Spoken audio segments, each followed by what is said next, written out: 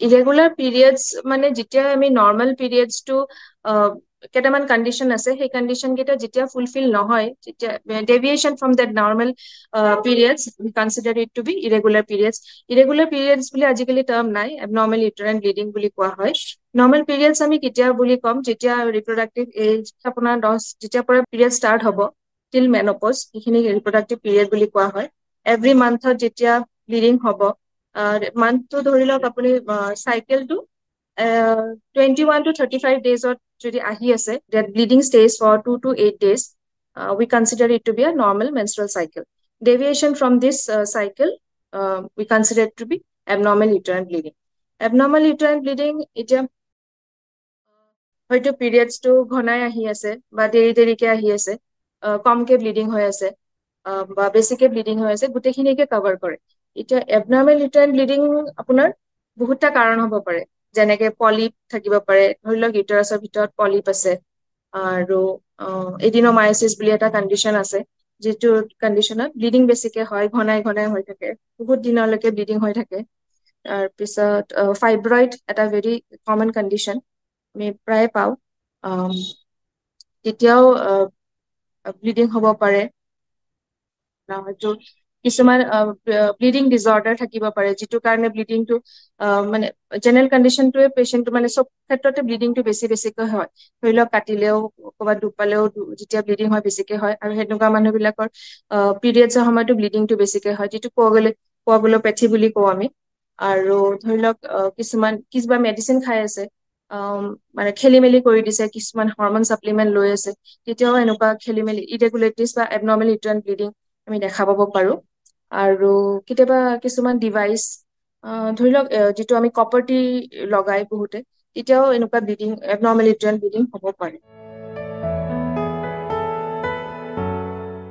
এই নৰ্মেল চাইকেলটো মানে কণ্ডিশ্যন কেইটা ফুলফিল হোৱা নাই, যেতিয়া খেলি মেলি হৈ আছে, যেতিয়াই মানে নৰ্মেল কেইটা মই ক'লোৱে কি কি হ'ব লাগে, যিটো মান্থলি আহি আছে 21 to 35 ডেজৰ ভিতৰৰ যদি নাই, যদি সোনকালে আহি আছে বা দেৰিকে আহি আছে, মানে 35 ডেজ পাৰ হৈ এভৰি মান্থ এনেকুৱা হৈ আছে, বা ব্লিডিংটো আপোনাৰ কমকে হৈ আছে বা বেছিকে হৈ আছে, এনেকুৱা ডেভিয়েশ্যন দেখিলে ডক্তৰৰ পৰামৰ্শ লোৱা উচিত। আৰু মই ক'লোৱে, তেতিয়া ডক্তৰে চাব কিহৰ কাৰণে হৈ আছে, তেতিয়া আল্ট্ৰাচাউণ্ড বা ফিজিকেল এক্সামিনেশ্যনতো গম পোৱা যাব কি কি হৈ আছে। যেনেকে ধৰি লওক পিৰিয়ডছ টাইমত অহা নাই, কমকে হৈ আছে, আৰু পিৰিয়ডছ ধৰি লওক জাষ্ট স্পটিং দেখা দিছে, আৰু নহয়তো মিড মানে ধৰি লওক মাহেটো আহি আছে টাইমত, কিন্তু মাজতে আকৌ এবাৰ অলপমান দেখা দিয়ে, মানে ধৰি লওক 15 দিন যোৱাৰ পিছত ব্লিডিং হৈছে, এনেই বহুত বেছিকে পেড চেঞ্জ কৰিব লগা হৈছে, বহুত বেছি ব্লিডিং হৈছে। এনেইতো নৰ্মেলি আমি টেকনিকেলি 80 ml বুলি কয়, কিন্তু পেচেণ্ট এটাইতো এইখিনি জুখিব নোৱাৰিব কিমান ml হৈছে, যদি আমি কনচিডাৰ কৰো যে কেইখন পেড তেওঁলোকে দিনত চেঞ্জ কৰিব লগা হৈছে, যদি কয় কি 4-5 মানে হিচাপ নাই আৰু, বা এভৰি ঘণ্টাই চেঞ্জ কৰিব লগা হৈছে, তেতিয়াহ'লে সেইটো মানে ডক্তৰক দেখুৱাই উচিত হয়।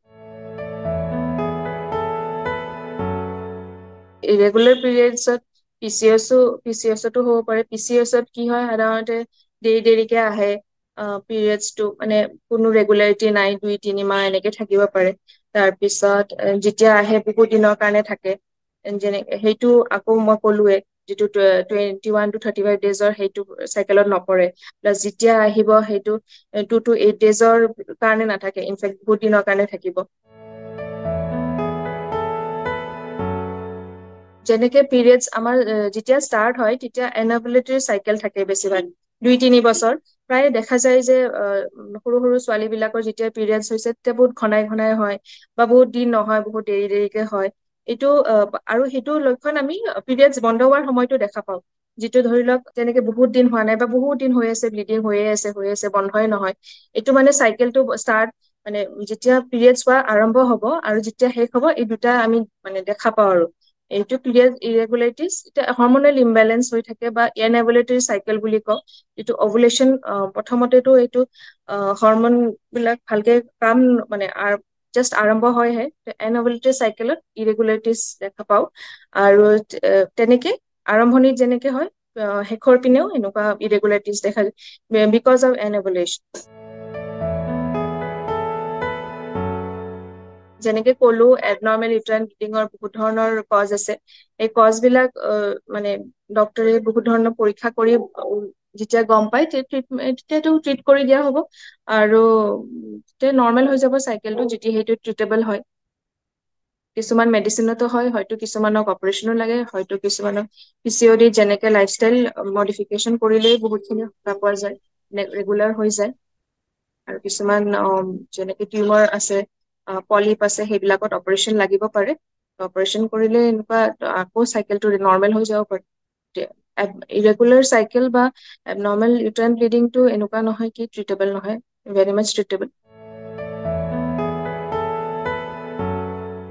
ট্ৰেক কৰিব আজিকালি বহুত ধৰণৰ এপ ওলাইছে, বা নৰ্মেল কেলেণ্ডাৰতো আপোনালোকে ট্ৰেক কৰিব পাৰে যে টাইমলি আহি আছে নে নাই, কিমান টাইমলি আহিছে, ফ্ৰিকুৱেঞ্চি বা আৰু কিমান দিন থাকিব লাগে। সেনেকে মই অলৰেডি ক'লোৱে, যদি 21 ডেইজত আহি আছে মানে আমি ট্ৰেক কৰিবৰ কাৰণে এটলিষ্ট 1 বছৰ কৰিব লাগিব। যদি আমি কওঁ আমাৰ ইৰেগুলাৰ হৈ আছে, লাষ্ট 1 বছৰ কেনেকুৱা হৈ আছে, আমি সেইটো মেইনলি সুধো আৰু সেইখিনিৰ ওপৰত ডিপেণ্ডিং অন ডেট আমি কনচিডাৰ কৰো ইৰেগুলাৰ হয় নে নহয়।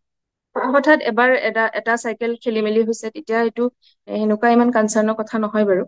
যদি বাৰে বাৰে হৈ আছে, এটলিষ্ট 1 বছৰ এপতো কৰিব পাৰে, বা কেলেণ্ডাৰটো থাকেই ঘৰত, কিমান মানে যেতিয়া ষ্টাৰ্ট হৈছে সেইটো ডেটটো নোট কৰি থাকিলে মাহে মাহে কিমান দিনৰ কাৰণে আছে ব্লিডিংটো, কিমান ফ্ৰিকুৱেণ্টলি আহি আছে, সেইখিনি নোট কৰিব পাৰে।